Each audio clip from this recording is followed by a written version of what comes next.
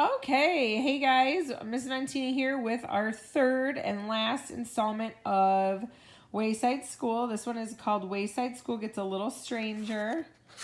And it is a level 3.3 and a 3-point book. So when I'm done reading this, you guys can take the AR test. Oh, look at, there's a rat. Who do you think that guy is? I don't know. I'm sure we'll see. Look at, there's like a flying zucchini or squash of sorts. This one looks crazy, so it gets a little stranger. Okay, so this is 30 chapters long, so let's see if we can finish it before we go back to school. Chapter 1, Explanation. For 243 days, a lonely sign hung on the front of the old school building.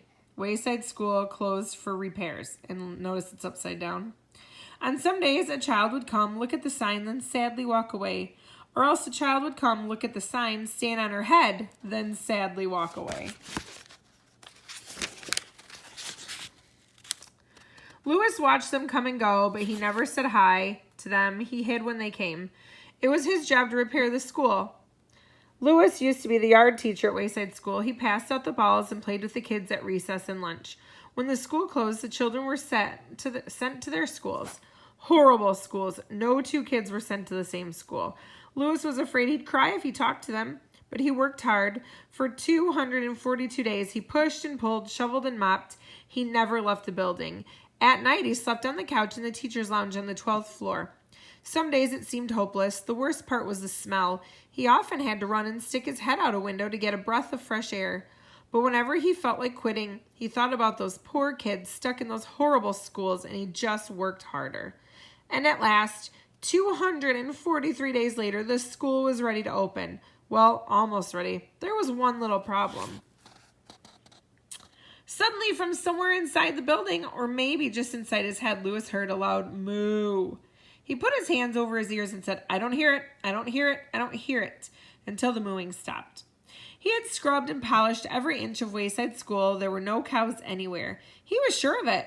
Still, every once in a while, he heard something go moo. Or at least he thought he did. He took the sign off the door. But before you enter, you should know something about Wayside School. Wayside School is a 30-story building with one room on each floor, except there's no 19th story. Mrs. Jules teaches the class on the 30th story. Miss Zarves teaches the class on the 19th story. There is no Miss Zarves. Understand? Good. Explain it to me. I'll let you do that. Ha ha ha. "Lewis," someone shouted. He turned to see a red and blue overcoat. It's hard to read while I'm holding my phone. Running toward him. "Hi, Sherry," he said. He couldn't see her face, but he knew she had to be somewhere inside the coat. Sherry jumped into his arms. "I bet you're glad to be back," said Lewis. "You bet," said Sherry. "Now I can finally get some sleep." All around the playground, old friends were getting back together. "Hi, old pal," said John. "Hey, good buddy," said Joe. "Bebe," yelled Calvin from one side of the playground. "Calvin," shouted Bebe from the other. They ran and smashed into each other. "Hi, Eric. Good to see you," said Eric. "Hey, good to see you too," said Eric. "Oh, look, there's Eric." "Hi, Eric. Hi, Eric. Hi, Eric. Hi, Eric." Even Kathy said hello to everybody. "Hey, big ears," she said to Myron as she slapped him on the back. "What's happening, Smelly?" she asked Damien. "You didn't take a bath for 243 days, did you?" "Hi, Allison. Did you get uglier while you were away? Or were you always this ugly and I just forgot?"